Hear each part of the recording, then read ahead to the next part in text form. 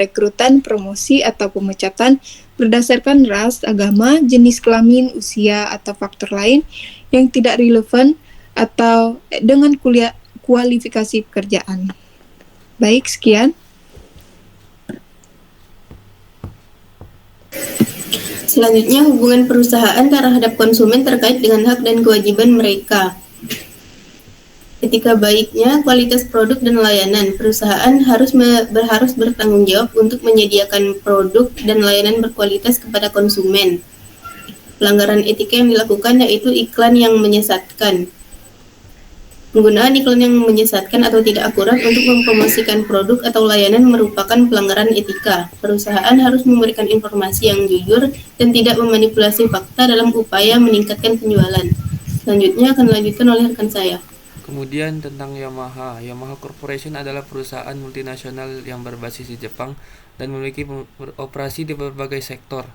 Yamaha terkenal dengan berbagai produknya yang berkualitas, termasuk alat musik, dan juga perusahaan ini juga memproduksi peralatan audio dan elektronik. Yamaha juga dapat menghasilkan berbagai jenis kendaraan bermotor, termasuk sepeda motor, motor listrik, sepeda, dan kapal pesiar. Yamaha memiliki jaringan distribusi yang luas di seluruh dunia dan mendistribusikan produknya ke berbagai negara. Mereka juga memiliki kantor cabang, pusat riset dan pengembangan, serta fasilitas produksi di berbagai lokasi global. Kemudian proses-proses dan hambatan dalam mencapai etika baik.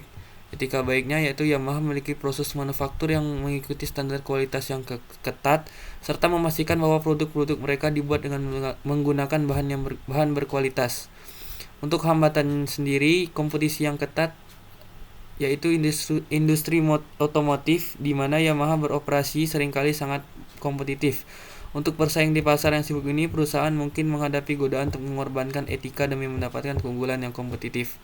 Kemudian pelanggaran etika yang terjadi yaitu Yamaha terlibat dalam pencurian kekayaan intelektual ataupun pelanggaran hak kekayaan intelektual milik pihak lain. Dan tentu saja merugikan pemilik asli dan melanggar prinsip kerjasama dalam penghormatan dalam bisnis. Kemudian ada hubungan perusahaan dengan karyawan terkait dengan hak dan kewajibannya. Etika baiknya yaitu perusahaan ini mendorong pengembangan karir karyawan dan menyediakan kesempatan untuk pelatihan dan pendidikan lanjutan. Untuk pelanggaran etikanya, Yamaha melibatkan karyawan dalam praktik bisnis yang tidak etis atau ilegal, seperti memerintahkan mereka untuk melakukan tindakan yang melanggar hukum. Kemudian hubungan perusahaan terhadap konsumen terkait dengan hak dan kewajiban mereka.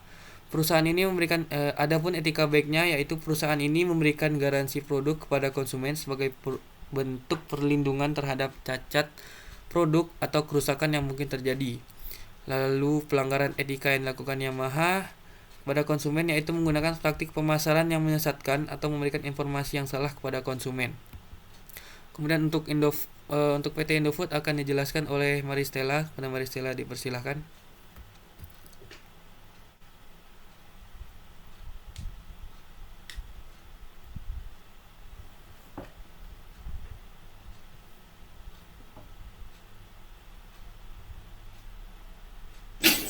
Stella mic-nya.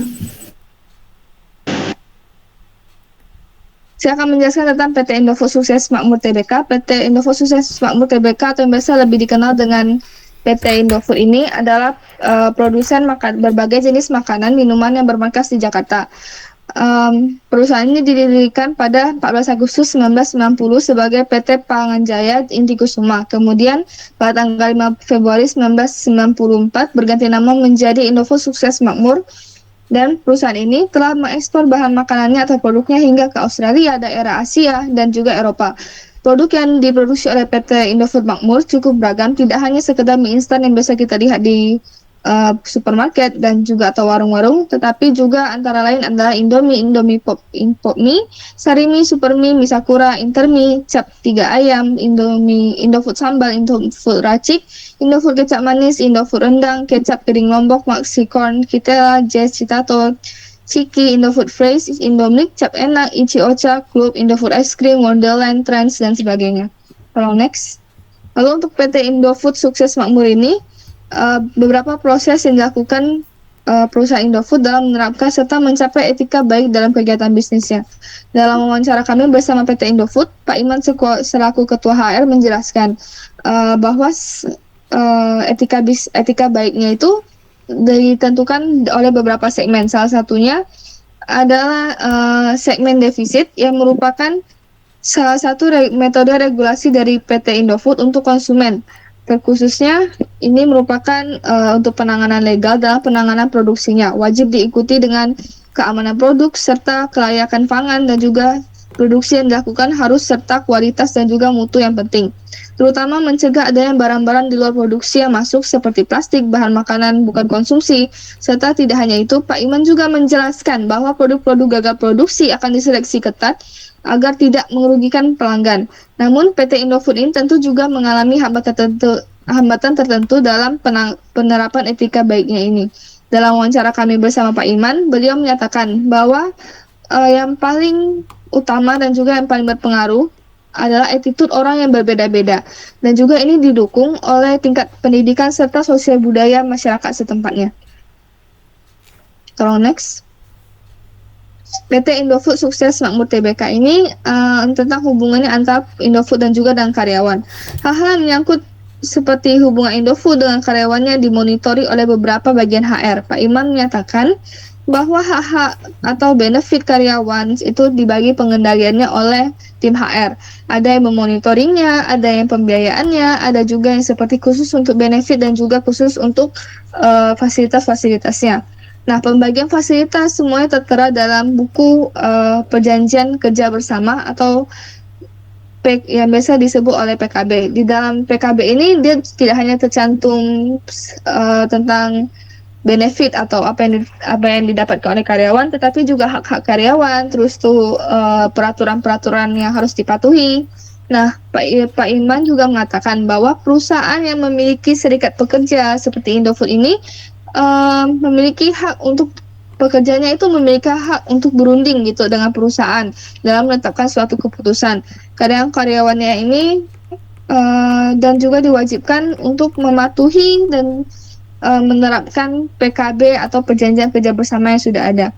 Namun PT Indofood ini tentu tuh masih dong ada beberapa yang ditemui seperti mereka yang lalai atau melanggar. Nah, itu tidak akan dibiarkan lepas begitu saja, tetapi akan diberikan sanksi secara bertahap. Yang pertama adalah surat peringatan sebanyak 3 kali. Lalu jika masih belum, akan diberikan surat panggilan serta skorsing, atau yang paling buruknya adalah PHK. Namun khusus untuk skorsing ini merupakan seperti penjadaan kerja bagi para pekerjanya. Lalu mereka akan diberikan waktu. Jika dalam masa skorsing mereka dilihat mereka tuh memiliki tekad kerja yang baik atau tekad kerja sudah kembali, mereka akan dipanggil kembali. Jika tidak, mereka bisa memutuskan untuk di PHK sesuai dengan regulasi dan juga undang-undang yang sudah ada. Next. Bagaimana perusahaan memastikan hak-hak konsumen dihormati dan dilindungi?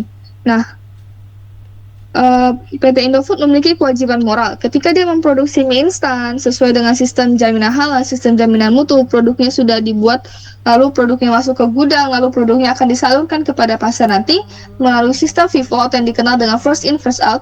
Kemudian mereka akan tidak akan menumpuk di gudang dan juga akan keluar sesuai dengan tanggal yang sudah ditetapkan.